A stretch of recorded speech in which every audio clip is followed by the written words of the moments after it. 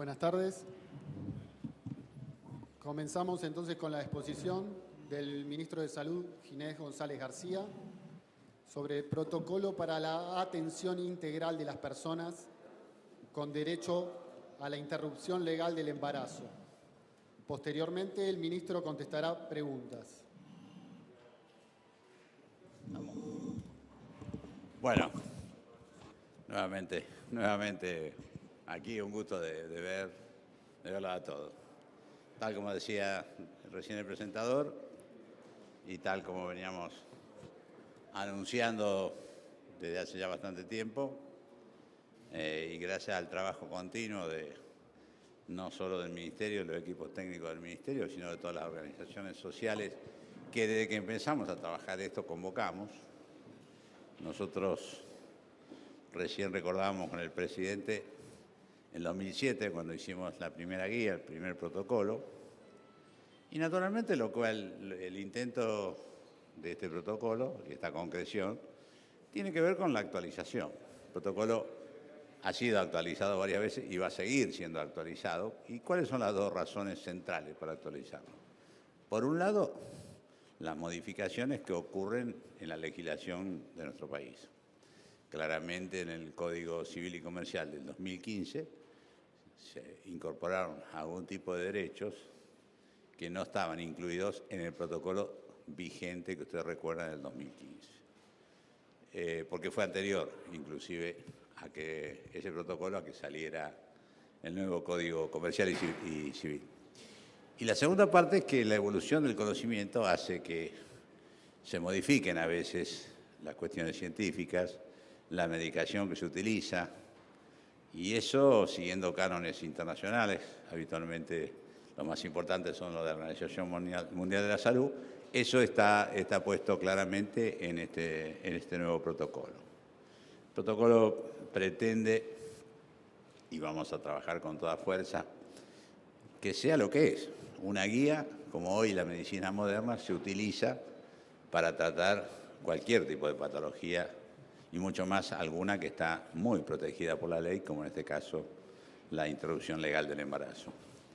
Entonces, esta guía de procedimientos, además de sistematizar y que en cualquier lugar de la Argentina, si se cumpla de igual manera y con igualdad de derechos a cualquier habitante de nuestro país, también permite, lamentablemente, en un tema que el combate contra el protocolo que ha hecho y son de público dominio algunas provincias, la propia Nación Argentina, el propio presidente recientemente involucrado, han generado, además de una confusión, en algún punto una cierta intimidación sobre los profesionales que tienen que cumplir con la ley.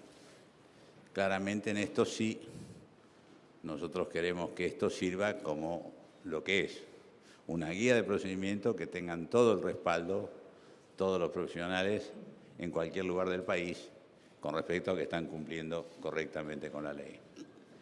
Naturalmente, ustedes saben, en un país federal mucho depende de que se adhieran o no las provincias. Yo confío que las provincias mayoritariamente se adhieran, ya hay muchas que están adheridas a los distintos protocolos de los tiempos, pero lamentablemente algunas provincias grandes, sobre todo Buenos Aires, que es muy determinante de lo que pasa en el país por su cantidad de habitantes y por su casuística, por ejemplo, no lo aprobaron al protocolo. De manera tal que, bueno, iniciamos un camino, que es un camino de aplicación de la ley y que creemos que, sin perjuicio, que va a haber seguramente algunas organizaciones antiderechos que van a cuestionar. Claramente lo que estamos haciendo nosotros es dar un instrumento sanitario para que se cumplan no solo con la ley, sino con los derechos de las personas que lamentablemente están en una situación de interrupción legal del embarazo. Y a partir de ahí, bueno, estoy acá con parte del equipo técnico, a mi derecha está la que fue directora del programa y va a volver a ser directora del programa, y a mi izquierda están representantes, colegas míos de la organización civil que trabajaron desde el primer día en la construcción de los distintos protocolos y de la política vinculada a salud sexual y procreación responsable. Así que quedamos a lo que ustedes quieran preguntar. Hola, ministro, buenas tardes. Soy Silvina Brandimarte de Radio La Red. Quería saber cuándo entra en vigencia este protocolo que podamos conocer algunos detalles de cuál es el contenido y qué pasa con aquellos médicos que siempre han querido llevar adelante y cumplir la ley, que en Argentina es normativa desde 1922, pero con aquellos otros que por allí son objetores de conciencia. ¿Cómo se va a hacer para compatibilizar todo este tipo de cuestiones? Gracias. Sí, ¿cómo está? Bueno, el protocolo tiene, si quiere le leo los capítulos como para no olvidarse, pero bueno, el protocolo rápidamente obviamente describe cuál es la situación del aborto en la Argentina y en el mundo, y por supuesto cómo se debe proceder desde el consentimiento informado, qué deben hacer los equipos de salud, cuál es el abordaje del equipo con respecto a este tipo de situaciones, cuál es la evaluación médica que se tiene que hacer, cuál es el procedimiento para la interrupción del embarazo. Todo es bien técnico y bien sistematizado, y así sucesivamente, y después dice cuál es la bibliografía por la cual cada uno de este texto se valida. Con respecto, usted me preguntaba la objeción de conciencia. Obviamente somos respetuosos de la objeción de conciencia, pero no puede ser la objeción de conciencia una coartada institucional para que no se cumpla con la ley. Es decir, lo que establece la ley es que respeta la objeción de conciencia, pero no puede quedarse sin respuesta institucional, si es en el caso de una institución. Y eso es lo que queremos hacer. En realidad, sabemos que hay instituciones que colectivamente han intentado hacer esto, y obviamente lo que plantea es lo que dice la ley, el que tienen que conseguir y permitir y hacer disponible para quien esté en esta situación que se cumpla con la ley. Así que me parece a mí que, en verdad, yo sé que algunos han hecho mucha objeción con esto, pero creo que inclusive está más moderado que el anterior protocolo, el que prácticamente no existió con respecto a cómo se ejercita esto. Pero, vuelvo a decir, lo que nosotros no queremos es que esto, como van a querer tomar algunos, se convierta en un combate. Esto no es un combate, ni es una búsqueda de votos, ni es una decisión que se toma para ganar una elección. Esto claramente es cómo se ejercita un derecho y cómo se cumple con la ley. Ministro, acá, buenas tardes. Carla Ricciotti, de La Nación Más. Le hago una consulta a ustedes. Tuvo la posibilidad de reunirse con quien era secretario de Salud en el gobierno anterior, que no terminó el mandato. ¿En cuánto difiere este protocolo con respecto al que él había planificado y que inclusive había sido publicado en el boletín oficial? Bueno. ¿Son similares? No, es una evolución. Es una evolución que tiene alguna introducción de algún elemento técnico, no demasiado importante, y sí es, ¿cómo le puedo decir?, un poquito más flexible en cómo se aplica la objeción de conciencia, permitiendo que ella exista, pero sí garantizando que se cumpla con la ley. Pero obviamente todos los protocolos son parecidos, y mucho más uno que, aunque fue frustro, fue de hace pocos días, ¿no? Y además todos quienes me rodean estuvieron trabajando históricamente desde fuera del Estado en la construcción de los protocolos ajustados a la información, como dije antes, nueva, desde el punto de vista médico, al conocimiento científico nuevo y a los cambios de legislación. Así que, y va a haber más protocolos, probablemente dentro de 1 año, 2 años, haya que hacer otro, pero me parece que lamentablemente tenemos que hacer esto como si fuera una parte importantísima, y lo hacemos realmente. Esto no, usted recuerda, el primer protocolo no generó controversias, no hubo todo lo que acá, después protocolo sí, protocolo no, a partir de los episodios de los últimos días. Me preocupa a mí esencialmente, y pretendo que esto, además de ser una guía que garantice calidad y cumplimiento de la ley, sobre todo sea una seguridad, digamos, para los trabajadores de salud, porque al final, en estas controversias, los trabajadores un poco se asustan, se intimidan, ha sido intimidatorio lo que pasó, y que tratamos justamente que eso y que tengan todo el respaldo del Gobierno Nacional, no por el Gobierno en sí mismo, sino porque además tiene el respaldo de la ley, haciendo las cosas como dice el protocolo. Buenas tardes, ministro. ¿Cómo le va? Mariel Di Lenardo, de Radio Mitre. Le quería preguntar si puede dar precisiones si hubo cambio respecto de hasta qué semana de gestación se puede aplicar el protocolo, si hay un plazo entre que se denuncia la violación y la ejecución del aborto que se sugiera, y qué pasa con las instituciones, porque usted habló de los médicos y la objeción de conciencia. Ahora, ¿las instituciones tienen sí o sí obligación de practicar aborto cuando así se solicite? Le pediría a la doctora Mariana Romero, que es... Hola, buenas tardes. Bueno, la normativa argentina no establece un límite de edad gestacional. El protocolo no puede contravenir lo que la normativa indica. Por lo tanto, este protocolo está hecho en base a los mismos estándares que maneja la Organización Mundial de la Salud y en base a eso los equipos de salud vamos a tener que trabajar como hemos venido haciéndolo. Eso, por un lado, respecto de la objeción de conciencia es individual, la ejercen las personas, no las instituciones. Y en eso el protocolo es claro, da lugar a la objeción de conciencia individual de algún profesional, pero las instituciones, y particularmente las instituciones públicas, somos responsables de prestar los servicios en el marco de la ley. Y de esa manera va a haber que responder o hacer los arreglos necesarios para que en ese plazo, que es de 10 días, cuando hablamos de plazo de 10 días no es que aplique a la violación, aplica al momento de la solicitud, no importa la causal, mientras esa causal esté en el Código Penal, en 10 días debe darse lugar a la práctica. Acá, ¿qué tal? Sí, Verónica adelante. Benaim de la 990. Quería repreguntar finalmente cuándo va a regir, a partir de qué fecha, porque creo que no se respondió.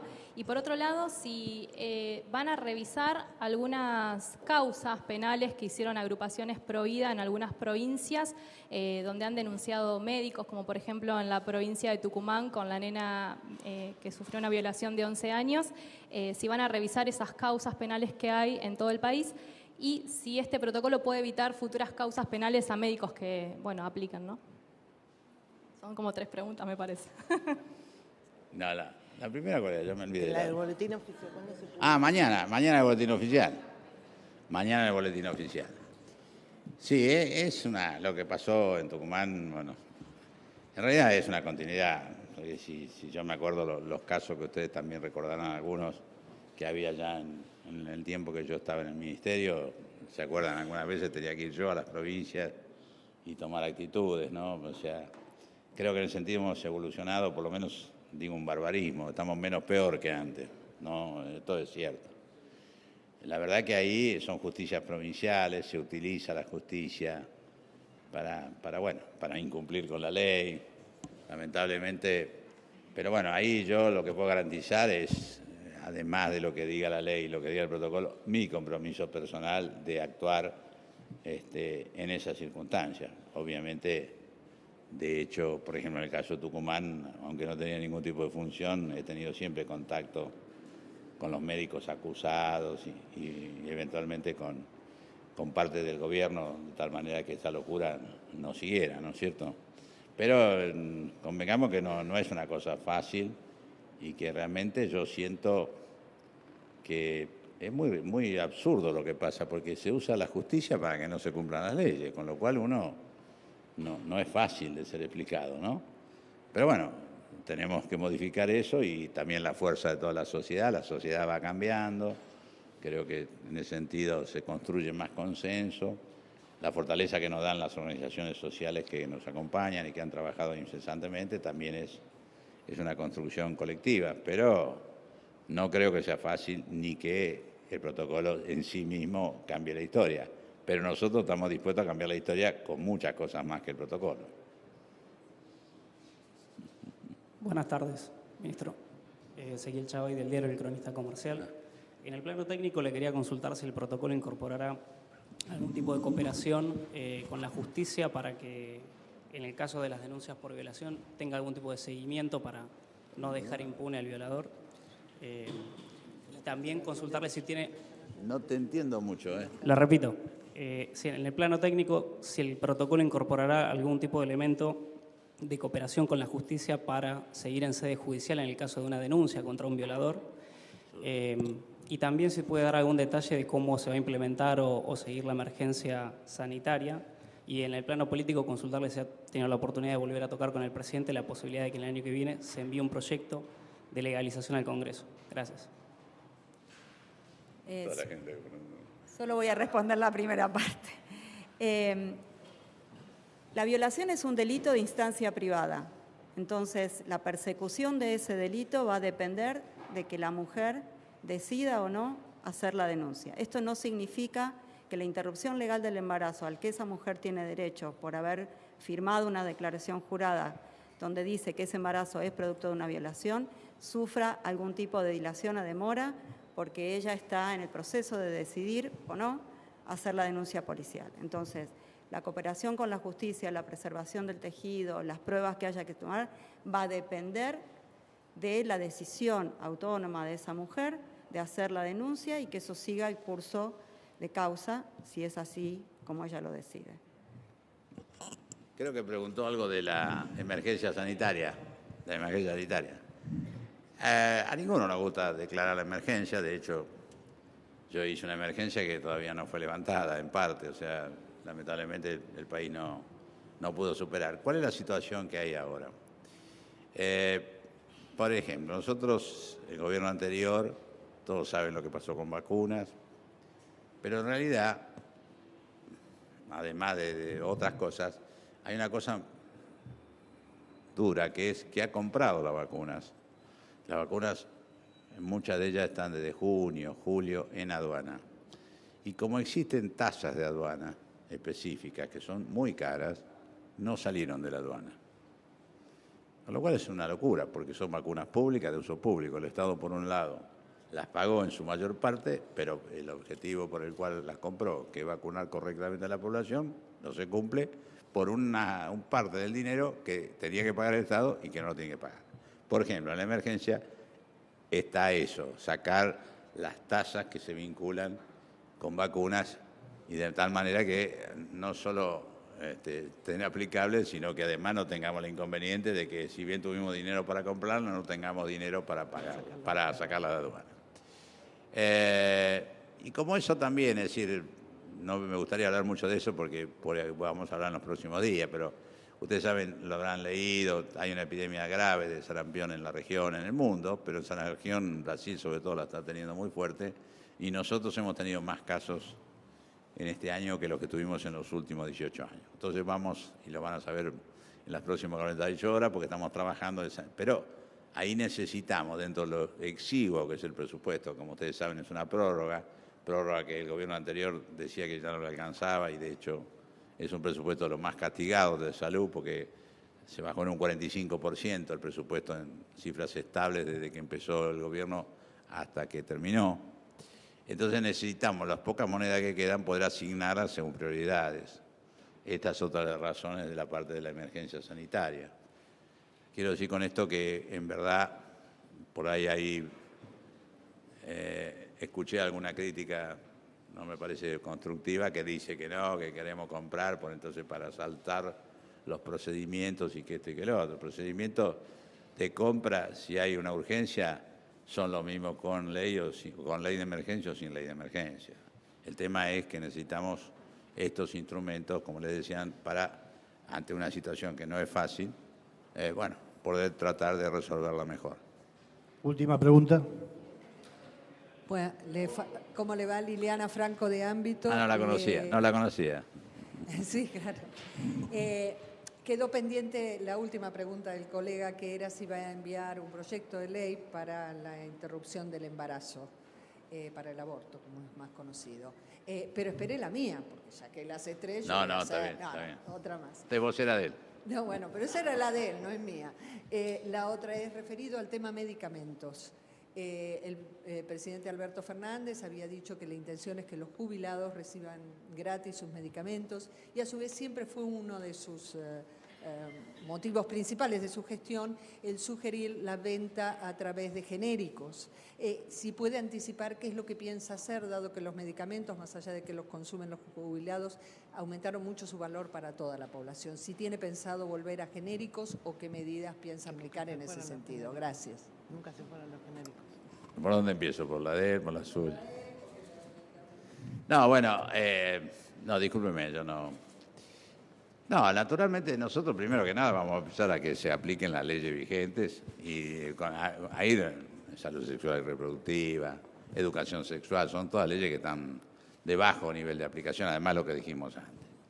Lo otro es un trámite que naturalmente el pensamiento del presidente lo conocen, el mío también, pero exige un trámite parlamentario, exige un tiempo distinto. Lo que intentamos además, que para mí una de las cosas más interesantes que pasó en los últimos años en la sociedad argentina, que fue el debate que se desarrolló, terminó siendo un combate con características electorales muy alejado de lo que es un tema de salud pública. Mi tema, lo dije siempre el primer día, más allá que soy respetuoso de los derechos, es que hay 30 muertes evitables por año y casi 50.000 internaciones, muchas de las cuales son evitables como consecuencia de cómo están las reglas del juego, y para lo único que sirve es para eso, porque lo otro todo sigue igual. Con respecto a medicamentos, usted sabe que eso casi es una especialidad de la casa, ¿verdad? Pero nosotros queremos recomponer, obviamente, el acceso a medicamentos. No puedo anticiparlo, pero va a pasar en las próximas horas. Le hemos pedido de urgencia a la industria que tenga en consideración una rebaja masiva para todos los medicamentos, y sé que están trabajándolo intensamente, y bueno, de ahí no puedo decir nada hasta que no lo digan ellos, pero nosotros... No sé, yo no tengo ninguna información. Lo que le hemos pedido es que sea estable, que dure por lo menos unos meses, de manera tal que también le dé un clima de tranquilidad a otros de los temas que tenemos, que es la inercia de la inflación. Con respecto a qué vamos a hacer, muchas cosas vamos a hacer, quédese tranquila, Eliana, pero lo que puedo decirle ahora sí, por supuesto, hay un marco legal que no se está cumpliendo y que es útil. Obviamente tiene una serie de características técnicas que la vamos a usar. Vamos a volver a que se ponga en funcionamiento un programa muy masivo de acceso a medicamentos que es para los más débiles socioeconómicamente, que era el remediar. Los anticonceptivos también, no, si nunca me olvidan las que conducen el programa.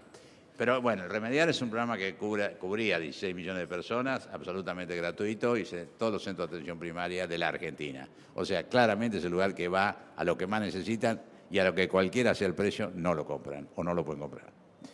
Y eso demora porque, además de conseguir el dinero, el trámite licitatorio son licitaciones enormes, la distribución, la logística, así que yo calculo que andando bien hay 90 a 120 días para empezar.